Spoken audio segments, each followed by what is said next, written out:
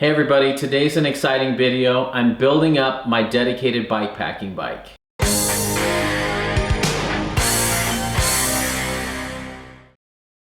Anytime you have a brand new bike or you're reusing an old bike, it's good to check everything that could go wrong. These feel really good. These are running their all the way forward position, which is my preference when I can fit it. With some really big, like 29 by 2 6s and 2 5s, I have to pull it back 1/4 inch, but I like it forward. I really like RSD's dropouts, way better than the Chameleon dropouts. And here's a tip: if you buy a used Chameleon, take a look around this area, especially on the oldest ones. The first editions, they didn't quite build this right and it would crack and split in the aluminum ones. I don't know if the carbon ones have the same problem, but I much prefer this dropout system to the Chameleon one. It's a little bit finicky on the Chameleons. There's a little tip for you. And if you have a Chameleon, check yours. And if it's cracking, get it put in for warranty. Santa Cruz is pretty good about warranties. Time to put the derailleur on. This is the used part that I probably should not be reusing. This is an NX derailleur, which is one of the lower end ones, but that's okay. It's just this one's starting to get some play in it. It's starting to squeak. It's not going to be extremely reliable, so it's what I got. I'll keep an eye on it. It's not breaking, but that is a part I'd like to replace down the road. This is an 11 speed. Now there's nothing wrong with NX. Derailleur is one place I recommend saving a lot of money. You don't need the best of the best to have good shifting. In fact, the shifter is more important than the derailleur. But here you can see there's some play in this. That's just some slop. Where is that coming from? I feel like it's right here where it mounts. That's not good. That's just a worn out derailleur. And this has been on 3 or 4 different bikes, so I can't blame the derailleur. All right, I'm gonna have to replace that eventually. Man, and the question is, do I go 11 speed or 12 speed? I'll probably go with a wide range cassette on an 11 speed. It was 140 bucks plus shipping for these 1-up carbon bars. These carbon bars are supposed to be softer. I haven't felt that yet on my other bike, but they're definitely not stiffer. I've ridden bars that are way too stiff, both aluminum and carbon. And these are, I like these as much as like a Race Face R, which is a great bar as well. But these are significantly cheaper. So 140 for a good pair of bars is great.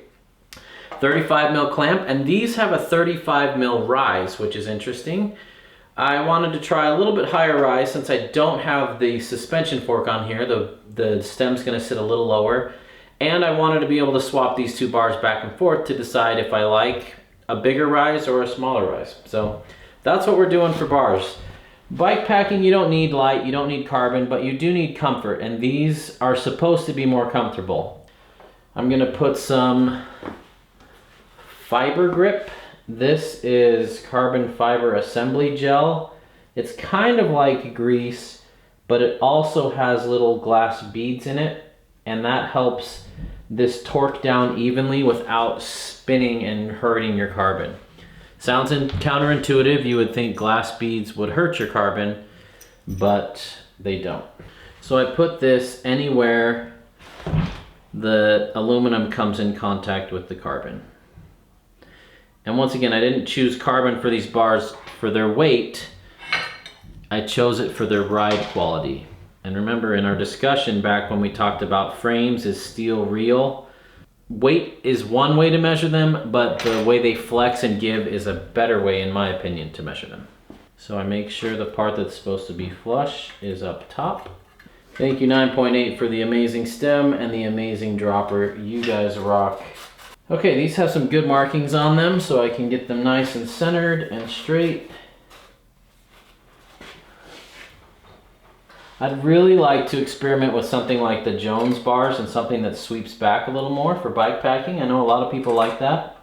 I'd like to try that. I'm not sure. I need to research like how long your stem needs to be, because the bars come back. I think your stem needs to be longer. I don't know, got a lot to think about there, but don't be afraid to think outside the box and learn from our bike packing and gravel and road brothers. For wheels, I'm running the stock Chameleon rear wheel, which is a Race Face AR40, which is the same as the Easton ARC40 and the Race Face ARC40. It's got a SRAM hub with not the best engagement. It's kind of a poor engaging hub. I mean, it engages, but there's a lot of play in it. But that's okay for bike packing. We're not hitting super technical stuff, and it's mostly just spinning all day, so it's going to be just fine for that. Running a WTB Ranger rear tire, which I actually really like. They just wear out fast. It's a 3.0, 27.5 by 3.0. I love plus tires for bike packing. For the front, we're also running the stock wheel from a Chameleon. I think it's a Chameleon R, I think it was. I can't even remember. But this is also an AR40 wheel. I think it's something like 36 mil internal. I'd like to go even wider with something like a 45 mil internal. Ever since I rode that Sergeant with the really wide rims, it works so well with plus tires. And so ideally I'd like to swap these out for another wheel set that has wider rims, but right now the budget's limited. And these are what I got, and these will be just fine. They've been fine in the past bike packing, and they'll be fine on this. Running 3.0 high roller 2 front, because it's what I got. 3.0 WTB Ranger in the back. I'm gonna fill these up with Orange Seal Endurance Sealant. It's my favorite sealant. I love it. It lasts really long and doesn't dry out, and it plugs holes really well. For my chain, I've been experimenting with molten speed wax. This is a hot wax, kind of like skis or snowboards. You melt it in a crock pot until it's liquid. You thoroughly clean your chain with solvents, and it's a big process. I'm not gonna go through it all right now, but you drop it in the wax. When it hits 200 degrees, you pull it out, let it air dry for a little bit, and then you put it on your bike. And it's supposed to stay lubricated a lot longer than normal chain lube. I've been having mixed results with it. I like how clean it is. It's a fun process for me to wax the chain, and I can go longer between chain waxing than when I use a drip system, but I want to tell you more about it later. But I'm going to be running that on this drivetrain for this build. So this has already been pre-waxed. Pretty cool stuff. Check it out, learn a little bit about it, and I'm going to be doing a video about it soon. One cool thing about this wax, your drivetrain stays completely clean. Got it. For my pedals, I'm running Amazon Special Fukers. They're identical to Race Face Chesters, but they're $20 instead of $50. It's cheaper to replace these than buy a replacement pin set for your Chester. Not only are they cheap, they've got the best grip of any pedal that I've ridden. I just watched some of the footage and I realized how incredibly dirty my lens and sensor were. I'm so sorry. So I've gone through and cleaned all of that up. You guys probably noticed this, but I didn't because I was busy filming. I put the wheel on backwards. Duh. The rotor goes on the other side. Building a bike while filming, that adds a whole new level of complexity. Next up, cutting the bars. I'm gonna have to do this outside, and it's dark outside, so I'm not gonna be able to film this. But I do have a video where I've done this before, so I'll show you how I do it. I'll link that in the top right. I'm gonna cut these to 760. Oh, that's super light with no brakes on it yet. Dang. No seat, no brakes. That's gonna be a solid little bike. I'm excited. All right, I'm gonna go with the cutoff wheel, cut these down to size, touch them up, and then I'll be right back. All right, it's time to put on the brakes. I'm normally a SRAM brake guy, but I was on a budget. A buddy had these for a good price and they were local, and I couldn't pass that up. Shimano's have a little pin you push that releases them. It's funny, you use the dropper every single day, but every time you get to this point, you're like, wait, what order do these go in? Does the shifter go first or the brake? And then you remember. 1-up bars have little lines on them so that I can make sure that they're centered left and right. Pretty neat. Even if you're not OCD about your stuff, it helps you know that it's in the right spot. All right, let's get a little bit technical about brakes. This fork is meant for 180 millimeter rotors. You with me? I'm going to a 200 millimeter rotor, so I need a 20 mil adapter. This is my favorite adapter. It's the Shimano SM-MA-F180P. What it's meant for is to move a 160 to a 180, but it also moves to work a 180 to a 200. Basically, if you're running a rotor that's 20 mils bigger, get the 20 mil adapter from Shimano. It's the 160 to 180 adapter. So here you can see it. I prefer the adapters that use one bolt that go through the caliper and the adapter into the mount. I don't like the ones that are off. I like these to just be one bolt. I'm gonna line those up later, but I have a front brake. Sweet. One day I'm gonna ride a trail and take off the back brake and just ride the whole trail with the front brake, just to prove that that's by far the most important brake, and because I'm a nerd. All right, I love external routing, especially for brakes. When you load up a bike for bike packing, it's really heavy, and having big brakes is super nice, because sometimes you're on 5 mile long descents, either on the road or on big mountains, and you don't want your brake pads to heat up and give out on you. So I actually put really big rotors on my bike packing rig. Next up is the saddle. I bought this off a friend. I want to show you this. I'm going to show you this up close. This feature about this dropper makes it one of my favorites. For this feature alone, you can adjust the angle of your saddle and the front and back separate. So if it's too nose up, all you have to do is adjust the tilt and the clamp still stays on the bar. So let me show you. All right, so here's the up and down adjustment, and here's the forward and back. So it's also the easiest dropper in the world, or seat post for that matter, to even get seats installed on. I love that.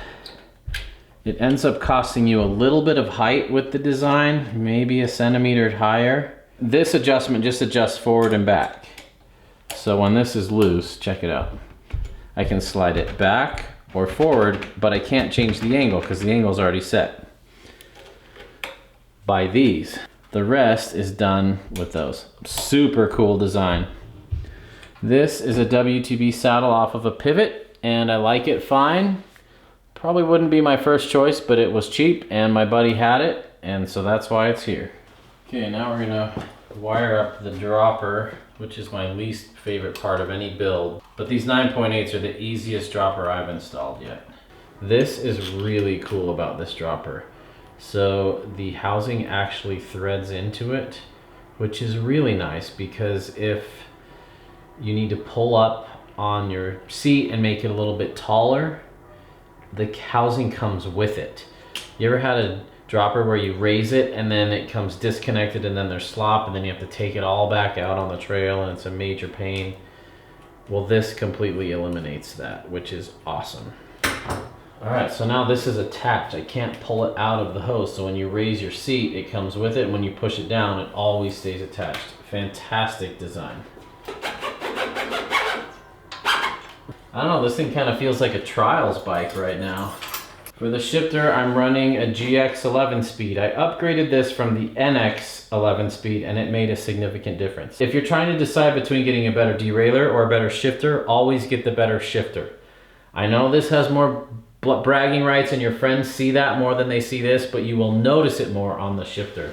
I'd rather have the best shifter with the worst derailleur than the other way around. Cable management up front is really important on bike packing rigs, and you actually need a little bit more slack, because usually your pack goes right here and it needs to be able to squish all your housing up, and that is something I still haven't quite perfected yet, is how to route the cables without feeling like I'm about to break something off my brake hose or something. Always a good moment when the dropper is done. Not the prettiest seat in the world, but once again, this is not a fashion build, this is a practical build. All right, dropper, let's see if you work. Yep, I intentionally did that slow. It'll drop, it'll rise fast, watch. Cool. That's the fastest dropper install I've had. So the Shimano levers come with this little plastic thing inside of them, and you can get an adapter.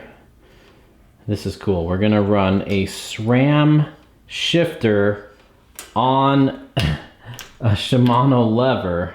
There's a company called Problem Solvers that makes these. I got mine off of Amazon, and it's not Problem Solvers, and I got it in 2 days. Pretty cool. Getting the derailleur dialed in. That old NX is shifting great. Even with that play in it. Sweet. Now all that's left to do is trim my extra long hoses, and I've got my Oveja Negra front end loader.